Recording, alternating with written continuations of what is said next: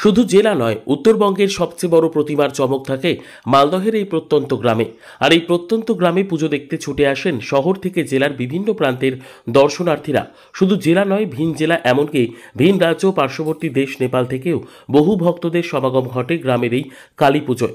মালদহের ইংরেজবাজার ব্লকের শোভানগর গ্রামে ধুমধামের সহিত পূজিত হন মা উল্কা কালী।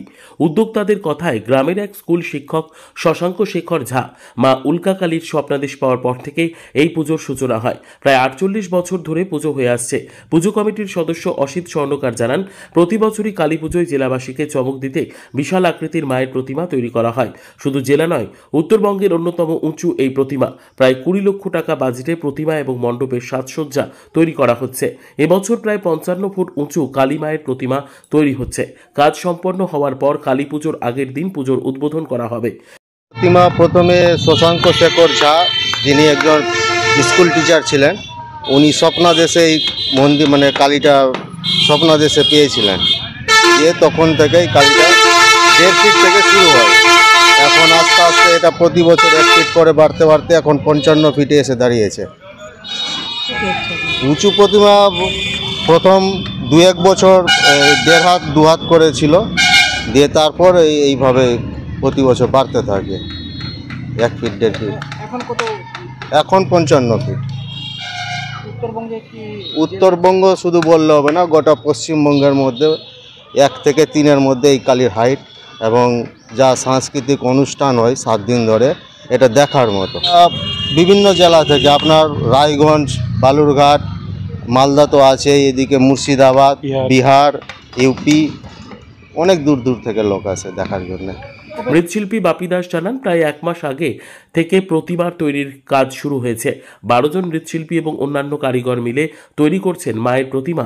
প্রচুর পরিমাণে গঙ্গার পলিমাটি এনে তৈরি করা হচ্ছে প্রতিমা।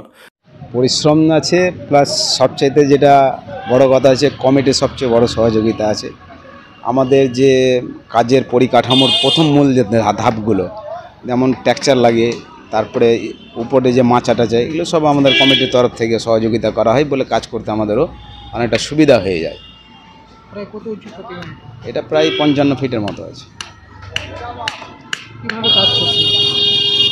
কাজ কিভাবে এসে পরিকাঠামো যেভাবে তৈরি হয় সেভাবেই কাজ হচ্ছে।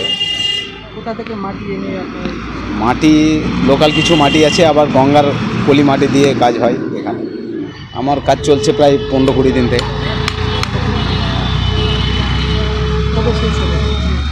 সে আগামীতেও আমাদের ইচ্ছা আছে রবিবার দিন কমপ্লিট হয়ে দেবে।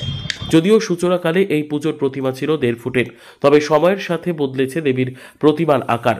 বছরের পর বছর আয়তন বেড়েছে প্রতিমার। এবছর প্রায় ৫৫ ফুট উচ্চতার প্রতিমা তৈরির প্রস্তুতি চলছে জোর কদমে। শহরের নামি দামি থিমের পুজোর পাশাপাশি জেলায় বিশেষ নজর কাড়ছে প্রত্যন্ত গ্রামের এই কালী পুজো। প্রতিমার উচ্চতার জন্য উত্তরবঙ্গ সহ রাজ্যে বিশেষ পরিচিতি লাভ করছে মালদহের প্রত্যন্ত গ্রামের এই কালী পুজো। মালদহ থেকে জিএম মমিন, লোকাল ১৮ বাংলা।